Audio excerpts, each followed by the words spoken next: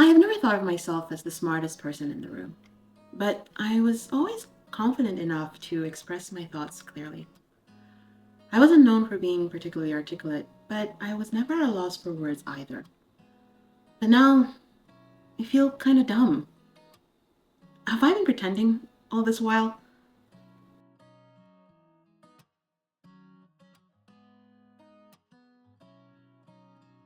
Hey everyone, I'm Evie, an engineer and aspiring literature nerd and lifelong learner. I'm on a journey to read more and grow.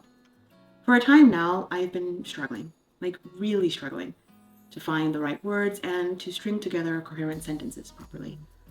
Sometimes I feel like my thoughts are just floating out of reach and I'm left grasping at straws. Words that used to come easily to me don't any longer, and ideas that used to flow freely now feel tangled and elusive. And this struggle just has shaken my confidence, and coupled with my fear of public speaking, it has made it hard for me to communicate with other people confidently and also to express myself.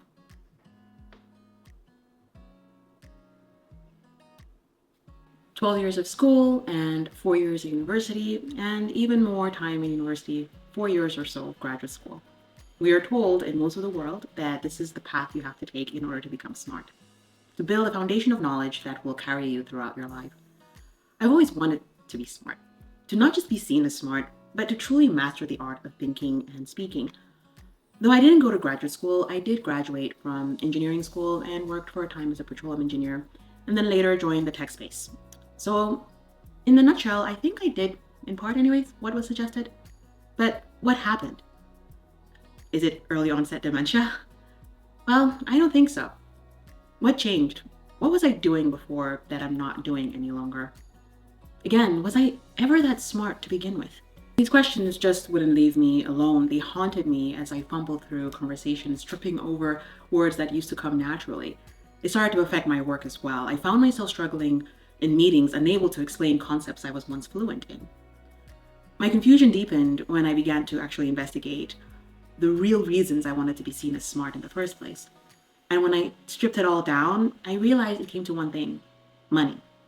I wanted to learn useful skills. Why? To make more money. I wanted to solve problems efficiently. Why? To make more money. I pursued certifications in engineering and tech. Why? Well, of course, to make more money. And yes, I also wanted to look and sound smart and to flex my verbal skills and impress people. But let's set aside my personal narcissism for a second here and investigate again. What really happened? Well, at some point, I realized I stopped reading and writing consistently. So I guess I'd like to start there. And I think that's where everything went wrong. I did manage to pick up some popular nonfiction books over the years, but nothing I read really stuck with me. And as time went on, I could scarcely remember the central ideas of what I had read.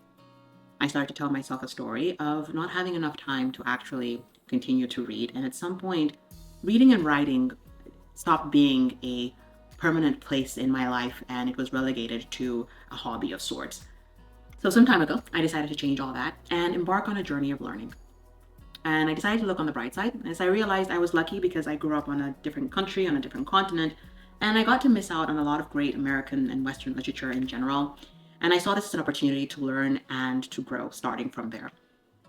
As I mentioned earlier, I had read nonfiction works sporadically over the years, but fiction and nonfiction serve two different purposes. Fiction helps you read faster, it expands your vocabulary, and allows you to live vicariously through the characters in the book. Reading dialogues and plays, for example, can make you feel like you're having conversations with friends. Many people, myself included, lean towards nonfiction because it helps you learn real-world facts and skills that you actually use in your life. It gives you knowledge about different subjects, making you sound smarter and more interesting in conversations as well, but it helps you understand how the world works, which can be super helpful when you're making decisions or trying to solve problems. That is only if you remember what you've read. And if you aren't learning anything from the books you read, then even though you enjoy them, it kind of defeats the purpose. After thinking for a bit as to why I couldn't remember what I read, I learned three things about myself. One, I didn't give myself genuine reasons to remember what I had read, and so my brain forgot them, believing that they were unimportant. Two, I forced myself to cram as much information as I could whenever I was reading, and forced myself to remember every detail of what I had read, when in reality, I probably didn't need to remember that much.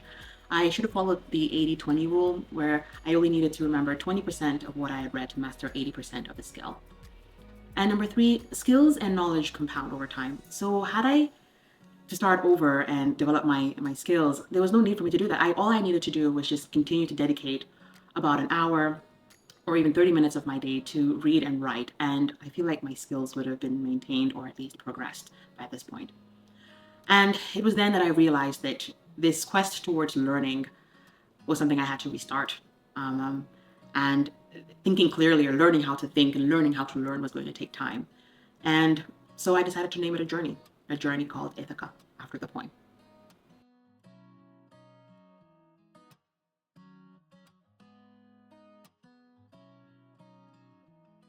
Let me explain by what I mean when I say skills compound over time.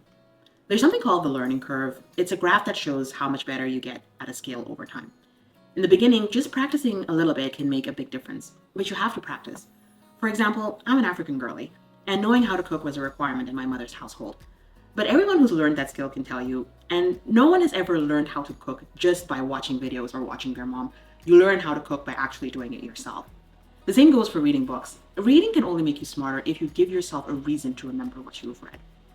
But what if that's something that you can't practice right away, right? Let's say that you have a book or a cookbook on making sushi.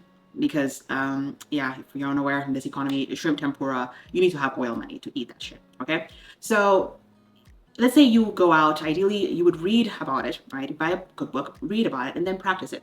But not everyone has the tools, the ingredients, and the cutlery lying around just to practice, not to mention the family members who are willing to risk, food poisoning. But you can still practice in your mind, and this is where the power of storytelling comes in. By watching this video, you're using your imagination, and you're telling yourself a story. It's a simple story about you as a professional chef. Your brain starts to believe that it has experience actually making sushi, and it decides that the information is important, and so you remember it. Meanwhile, the person who's just looked at the cookbook and tried to memorize the steps might still feel lost even if they bought all the right tools and ingredients. So in short, to become smarter, read about things and put those things to use as soon as you can. And if you can't, use your imagination and tell yourself a story. Picture yourself in the moment when you will need the information and live in that moment for a few minutes. This is where I think the formal education has failed all of us. You learn a piece of information, but it might be years before you actually use it. And so your teacher creates an imaginary situation where the knowledge is needed, aka an exam. And the immediate incentive, like college or your parents whooping your ass for failing, whatever, tricks your brain into thinking the information is actually important, and so it stores it.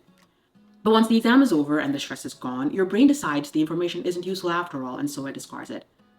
Some schools, like my former high school, taught different study techniques like repetition, rote memorization, the Pomodoro method, even though I wasn't called that at the time, or mind mapping.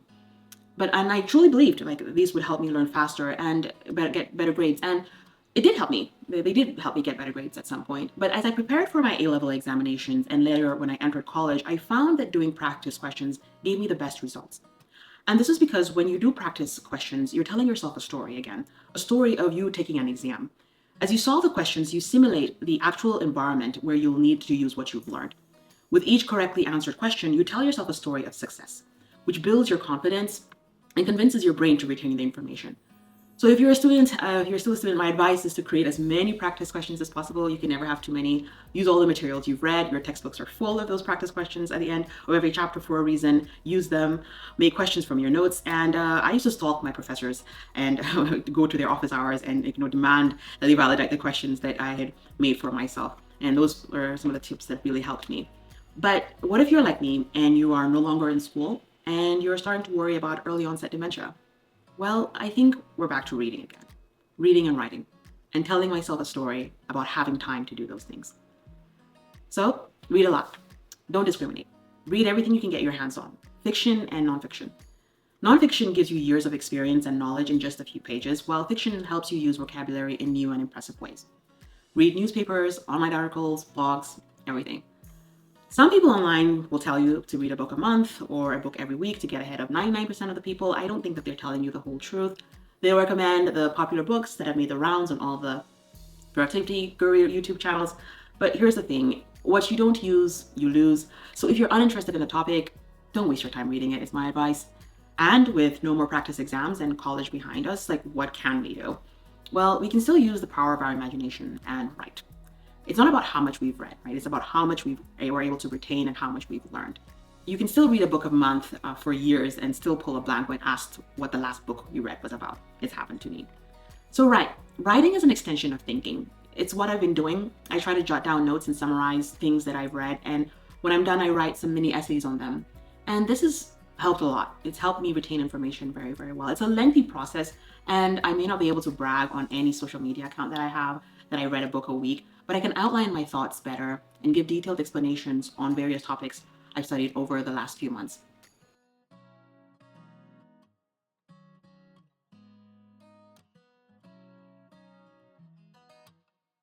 And in doing so, I've been able to tell myself a new story, a story of someone who actually has time, and the story of a 30-something-year-old woman who's on her way to becoming the most articulate version of herself.